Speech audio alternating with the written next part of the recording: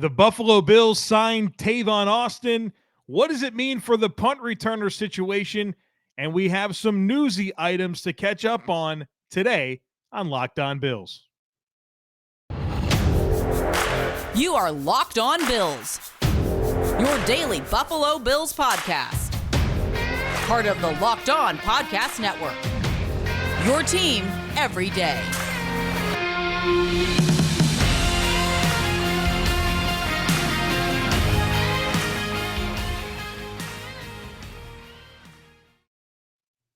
What's up, Bills Mafia? It's Joe Marino from the Draft Network, and I'm your host of Locked On Bills. Happy Monday to you, and thank you for making Locked On Bills your first listen every day, or if you're joining us on the YouTube channel, your first watch every day. Today's episode is brought to you by BetOnline. BetOnline has you covered this season with more props, odds, and lines than ever before. BetOnline, it's where the game starts. Well, I hope you had a great weekend. I certainly did. Was on the road once again this weekend, this time in Atlanta for another quarterback retreat. This time it's quarterback takeover. Quincy Avery and Sean McEnvoy and all the great coaches that are on staff with QB Takeover invited us to come down and watch some really, really talented college quarterbacks throw the football around. And it's been really fun over the last couple of weeks to get eyes on these top quarterbacks and get a chance to meet them. Now, obviously the Bills aren't in the market for a quarterback, but it has been a great opportunity for me to network and travel around and get to know some of these up-and-coming players that we're going to be talking about across the NFL. So it's been a great summer to this point, and I've got a lot of other missions this summer to get FaceTime with some big-time players and coaches. So if I've been a little bit quiet on social media and those types of things, that's why I've been traveling quite a bit here lately. But it's good to be back in the office today and talking about the Buffalo Bills, who there's been some news lately that's come through regarding this football team. And I want to touch on it all today. And we'll start with the signing of wide receiver Tavon Austin. And then I want to talk about Tavon Austin and the return guy situation, because this is very much an unresolved thing in my mind when I look at this football team. And then there's other stuff going on, like the suspension of Andre Smith and some players retiring. And the Bills made some staff changes, if you will. So we're going to get into all of that today on the podcast. Like I said, we're starting with Tavon Austin. The Bills signed the wide receiver to a one-year deal. He's 32 years old. He turns 33 next March. And if you recall, Tavon Austin was the number 8 overall pick in the 2013 NFL draft. He was picked up by the Rams, and he was selected, like I said, number 8 overall, which was the Bills' original selection. They owned that number 8 pick and then traded back with the Rams, and the Bills selected E.J. Manuel, and they got an additional second-round pick. And then the Rams picked Tavon Austin. So real quick, I don't want to go down a rabbit hole on E.J. Manuel, but just like at its core, the concept of trading back for your quarterback, it's probably not a good idea. If he's your guy, you pick him where you're picking. You don't trade back because you think you can get him later in the first round. That's just such a backwards idea to me. You should never trade back when you're targeting a quarterback. I could ramble about E.J. Manuel and everything that went into that decision for a long time, but it just irks me every time I think about it. Tavon Austin is 5'8", 174 pounds, 30-inch arms, 9 1/8-inch hands. Obviously, he's not a very big player, but he's explosive. 4.3 speed, right? That's what he ran coming out of West Virginia. An explosive big play machine at West Virginia. But he hasn't necessarily lived up to the promise of being a top 10 pick, or honestly even close to it. He's had some flashy big moments where the speed and athleticism and shiftiness shows up. But as a first-round receiver, a top 10 pick, a player that the Rams traded up for, certainly they'd expected a whole lot more production than they've received or any team has received so far from Tavon Austin. Spent his first 5 seasons with the Rams, then 2 years with Dallas. In 2020, he was with the Green Bay Packers, and then last season with the Jacksonville Jaguars. The Bills are his 4th team in 4 years, or in the last 4 years, excuse me. Again, he entered the league back in 2013. He has 244 catches for 2,239 yards. That's an average of 9.2 yards per reception and 16 receiving touchdowns. He's also been involved running the ball a little bit, kind of like Isaiah Mckenzie. And for his career, 199 carries, 1,361 yards, and 10 touchdowns. So 26 touchdowns from scrimmage across his career. I think he's been in the league, is this 8 seasons? Something like that. So how does he fit? How does he fit the offense? Well, first of all, part of what we've talked a lot about on this podcast regarding the receiver position in the lead up to the season is, do the Bills have enough players that can play on the outside? And I know that everyone's natural inclination is to see that Tavon Austin is 5'8", 174 pounds, and assume he's a slot-only player. Well, that's not been the case throughout his career. He's about a 50-50 player in terms of his career in the NFL, in the slot versus on the outside. So he gives the Bills depth both inside and outside at wide receiver. He obviously brings speed, and players like this can help space defenses and stress defenses both horizontally and vertically. Just think about Isaiah Mckenzie and when the Bills get him going on the jet motion and some of those outside handoffs, and then also use him on some deep over routes. Tavon Austin can do a lot of those same things, but I think that Tavon Austin profiles better as an outside receiver and as a return guy. So we'll talk about that return component here in just a moment. But as you try to envision Tavon Austin and what the Bills might have had in mind when they decided to sign him, I think it's depth both outside and inside. It's more speed. And also, there's a good chance that this guy could be the Bills' starting punt returner. So, as we know, the punt returner thing has been an issue for the Buffalo Bills since they didn't bring back Andre Roberts. And we're going to break down the options more in the second segment. But for this moment, I want to talk a lot about Tavon Austin because he's a pretty notable addition to this team from that return guy perspective.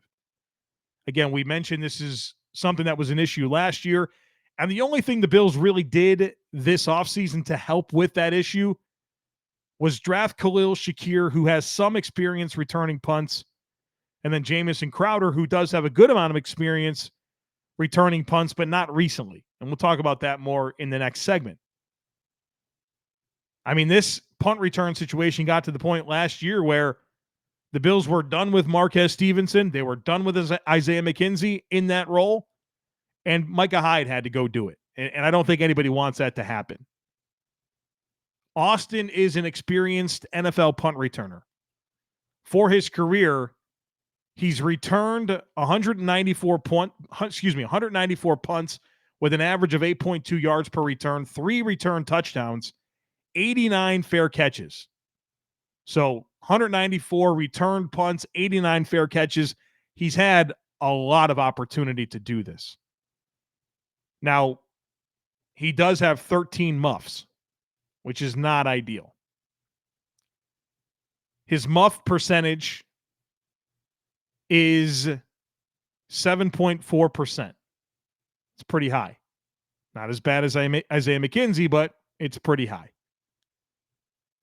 And he really hasn't been used as a punt returner over the last 2 seasons. So the bulk of this experience returning punts came earlier in his career, and it's tapered off in terms of his usage over the last couple of seasons.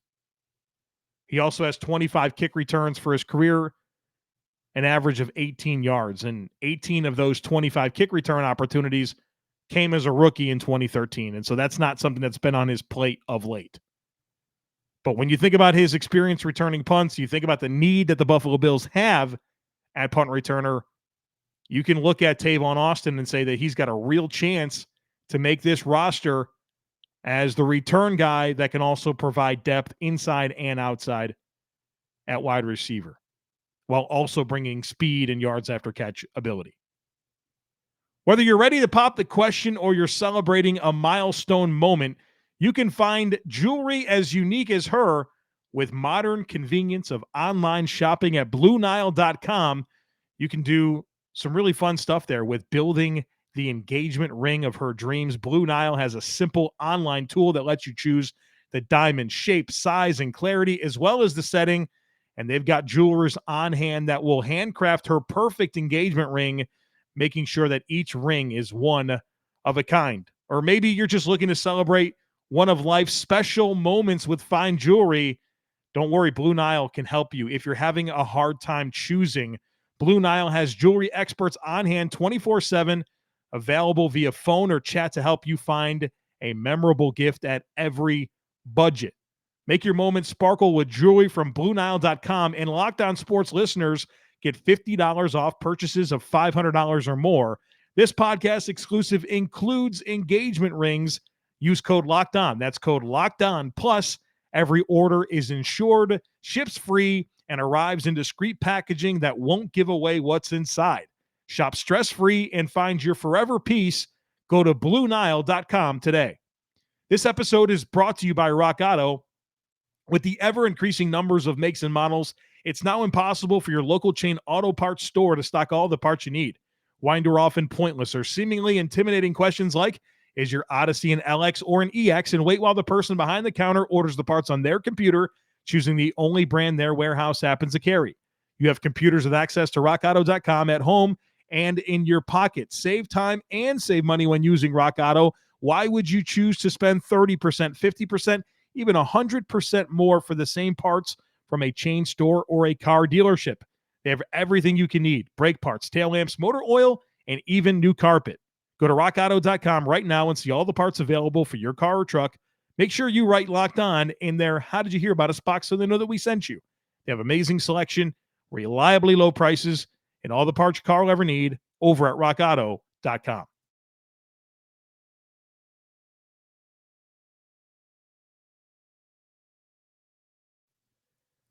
So let's talk about this return guy situation for the Buffalo Bills, and specifically the punt return guy situation. This remains among my primary concerns for the season, and I think a lot of you agree. The Bills got to get this punt returner thing figured out. And when we talk about punt returning, it's not just being able to make explosive plays and get big returns. To me, that's a bonus of punt returning. I'm looking for ball handling. I want secure fielders of the football, guys that don't fumble. You can handle the football, catch it clean, and not waste a defensive stop. There is nothing worse than your defense doing what it's supposed to do, forcing a stop, forcing the other team to punt the ball, and then they punt it, and your punt returner can't field it. And not only did you lose possession of the football after you expected to get it, but the other team got like a 50-yard play. I personally have no tolerance for muff punts in the NFL. It's professional football. I expect punt returners to be able to cleanly field and handle the football when they're tasked with being a punt returner. And so it's not just clean ball handling. It's good decision making. You have to know when to let the ball bounce and not field it. And I mean, you saw Marquez Stevenson really make some egregious decisions like this last year, where if you don't field the ball and you let it hit the ground, all of a sudden it can roll for another 15 or 20 yards. Those are real yards. That's like getting a 15 or a 20-yard loss. There's a correlation between field position and scoring points. Obviously, the shorter you have to go, the more likely it is you're going to get points. You can't have a punt returner that has a chance to field the ball at the 30-yard line and lets it hit the ground and it rolls to the 15. You just lost 15 yards. So you need ball handling. You need the ability to cleanly field punts. It's great to have some explosive returns, but there's also a decision-making component that really, really matters. And punt return is different than kick return. If the Bills had a quality punt returner but not kick returner, I wouldn't even be concerned. You can put pretty much any running back there and they can handle a kick return. Punt returning is a different ball game where you are a sitting duck fielding a ball. Yeah, it's kicked high in the air. It's got weird trajectory sometimes, weird spin on it. There's wind. And it's you, a sitting duck with 11 dudes coming down the field trying to tackle you. There's a level of comfort. There's a mindset. There's intelligence. There's a lot needed to be a punt returner. It's not just a afterthought for your football team. It's an important role. Especially when Josh Allen's your quarterback. You don't want to squander possessions and opportunities for that guy to touch a football. So this is a big deal. Now, the Bills have added Tavon Austin to the mix. We went through his numbers. 194 return punts, 3 return touchdowns, 89 fair catches, 13 muffs, a muff percentage of 7.4%. Wish it was a little lower. But let's look at the other players on the roster and get an idea of what other options the Bills have in addition to Tavon Austin. And I think between Tavon Austin, Isaiah McKenzie, Marquez Stevenson, Khalil Shakir, and Jameson Crowder, you have 5 players that have a chance to earn this punt returner role. Isaiah McKenzie, for his NFL career, has 58 returned punts, 18 fair catches, and 7 muffs. His muff percentage is 9.2%. Way too high. Marquez Stevenson. He is known for his ability to return kicks in college, but he didn't get much of an opportunity to return punts in college. He only had 8 total punt return attempts in college. He had 14 returns last year. He did have a muff last year. I just don't see the same level of comfort with Marquez Stevenson as a punt returner as you see from him as a kick returner. I don't trust the decision-making. I don't trust the ball handling. And this guy, dating back to 2016, has only fielded 23 punts in games, pro football and college combined. So he's inexperienced, and the flashes haven't been great. Now, it doesn't mean he can't improve and get better and really take on this role, but so far I haven't seen anything that leads me to believe that Marquez Stevenson could be the answer for the Buffalo Bills as the punt returner. So Tavon Austin, Isaiah McKenzie, Marquez Stevenson, Khalil Shakir is in this conversation. Khalil Shakir at Boise State returned 27 punts. He had 21 fair catches and 2 muffs. His muff percentage is 4.1%. That's workable. And that's why I think you've heard me say repeatedly to this point that I think Khalil Shakir really has an opportunity to be the Bills' punt returner. Jameson Crowder, let's not sleep on him. He is an experienced guy in the NFL as well. 86 career punt returns, 56 fair catches. He does have 4 muffs, but his muff percentage is 2.8%, clearly the best on the team. I guess the asterisk, if you will, with Jameson Crowder is that he hasn't done it since 2018. So there's your cast of characters in my mind. Tavon Austin, Isaiah McKenzie, Marquez Stevenson, Khalil Shakir, Jameson Crowder. One of these dudes has to lock down this punt return situation, or else it's going to be Micah Hyde, the Bills' outstanding all-pro caliber safety, having to, once again, be a fair catch specialist just to make sure that they don't squander stops when they force teams to punt when the Bills are on defense. So I'm feeling better about this with Austin, Crowder, and Shakir added to the mix.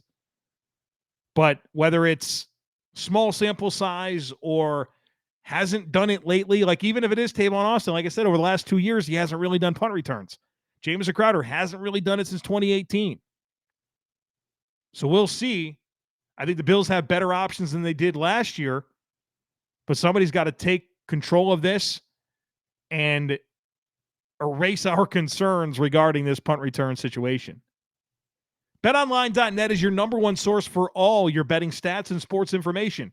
Find all the latest sports developments, news, and odds, including this year's basketball championship, the NHL, hockey conference finals, Major League Baseball, and of course, all the latest fighting news from MMA and UFC to boxing.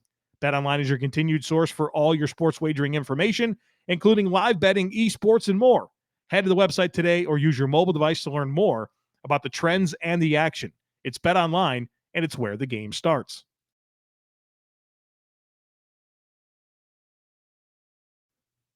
To close things out today, I want to hit on some other newsy items outside of the signing of Tavon Austin. And we'll start with Ryan Fitzpatrick announcing his retirement.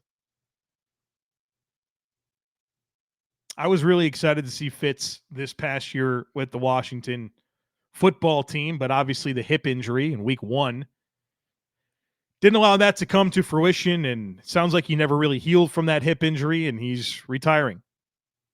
But what a fun career. Just a guy that I think every organization that he's been a part of came away with the way we feel about Ryan Fitzpatrick being the Bills quarterback, where there's just something about that guy that you love. And obviously he's played a lot of football for a lot of teams, but don't forget this guy far and away spent the most of his time as a starter with the Buffalo Bills. He started 53 games for the Bills. The next highest was 27 with the Jets. So while Ryan Fitzpatrick has played for a lot of different teams, this guy is going to be remembered as a Buffalo Bill. And I'm proud of that. I really enjoyed everything that Ryan Fitzpatrick brought to the table. Obviously, he had some limitations, but in a era of Bills football that was plagued with awful quarterback play, Ryan Fitzpatrick had some really big games, some big moments, and gave us something to root for and a player to root for when we were searching for one. Another former Buffalo Bill retired, Frank Gore. I mean, certainly not going to go down as a Buffalo Bill, right? He's definitely a 49er, but another long career, number 3 all-time in rushing. Spent 2019 with the Buffalo Bills. Brought experience to that backfield with Josh Allen and Devin Singletary, which I think was really important. That was something that I talked about that year on the podcast with Frank Gore. You really gave Josh somebody in that backfield next to him that was a veteran, right? We talk about surrounding young quarterbacks with players that you can rely on. And in Frank Gore, there's a leadership component and there was a pass protection component that was absolutely necessary to go with a second-year raw quarterback in Josh Allen and a rookie running back in Devin Singletary. Now, I know that Frank Gore became very frustrating to watch later in the season as he kind of worn down and Devin Singletary was showing some life. But don't sleep on the leadership component that he brought to a very, very young backfield in 2019 and the Bills getting to the postseason. You know, Frank Gore was part of that. The Bills promoted 2 interns, according to Seth Walder, former interns Malcolm Charles and Drew DeSanto. They are now full-time employees of the Buffalo Bills working in the analytics department. And so you see the Bills continue to make investments in their football operation outside of the roster. And the analytics department is now more robust. And I don't think that Sean McDermott's ever going to be a 100% follow the analytics guy, but we've seen him cling to it a whole lot more, and it's definitely a layer to his decision-making process. And so I think it's a good thing, right? Like, you want to modernize your football team and use every piece of information that you can get your hands on to help your football team win games. And the Bills are continuing to showcase their willingness to invest and do whatever they need to build a winning football operation. And they've done that, right? From the facilities to a very deep coaching staff to a very expensive roster to a pretty robust front office and, personnel department, the Bills are spending. You cannot accuse this football team of not investing every dollar they can to help win. There's no question about it. And I think having 2 interns now as full-time staff members in the analytics department is just another piece of evidence that gives merit to what I just said. The last piece of news that I want to get into is linebacker Andre Smith. He has been suspended by the NFL for 6 games for PED usage, performance-enhancing drugs. Suspended the first 6 games of the season. Andre Smith responded on Twitter and he tweeted, quote, "The recent turn of events has been very unfortunate. I've been appealing since November to prove my innocence. I do not agree with the decision that was made, and I have never and will never take a PED." So who knows, right? I mean, you hate to see this. Obviously, Andre Smith doesn't agree. Sometimes you see guys come through with PED suspensions and they take full responsibility and talk about all the regrets that they have. Andre Smith obviously does not agree. I do think it's interesting that he tweeted out that he's been appealing this since November. So obviously the team has known about this. And I think that gives us a reason why they've been fairly active with adding linebacker depth. Andre Smith is a 4-phase special teams player for the Buffalo Bills. Now, he can be cut, and the Bills will save $1 million right now off the cap, and that might happen. But when you think about what's happened since the season ended, the Bills brought back Tyrell Dodson. They signed Marquez Lee, and they drafted 2 linebackers in Balen Spector in the 7th round and Terrell Bernard in the 3rd round. Because the Bills needed to do something here at linebacker because one of the guys, Andre Smith, who I thought would make this team, will be absent for at least the first 6 games, assuming the Bills keep him. So this really, to me, opens things up at the linebacker position where I think the Bills will keep 6 linebackers. And I think Tremaine Edmonds, Matt Milano, Terrell Bernard, Tyler Medikevich, and Tyrell Dodson, those 5 players I expect to make the team. I thought the 6th one would be Andre Smith. So that opens the door for one of Joe Giles Harris, Marquez Lee, and Balen Spector. One of those 4 players is going to make the roster when I didn't think they would.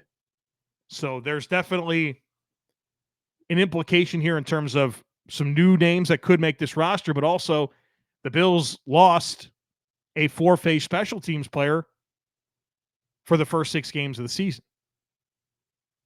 So Matthew Smiley, in his first year as the Bills special teams coordinator, is already having to kind of shuffle the deck and figure out what he's going to do about replacing a starter on 4 different special teams units. All right, folks, that's going to do it for us here today on the podcast. Had a lot to recap and break down based on what's happened with this football team since we last spoke. So I hope you enjoyed getting caught up. Tomorrow will be herd mentality. I'm looking forward to that. And looking forward to the rest of the week on this podcast. A lot of great Buffalo Bills talking points to get into. So don't miss anything. Make sure you're subscribed. Would love it if you took a second to rate, review, and share the podcast. Have a great rest of your day. And I look forward to catching up with you again tomorrow.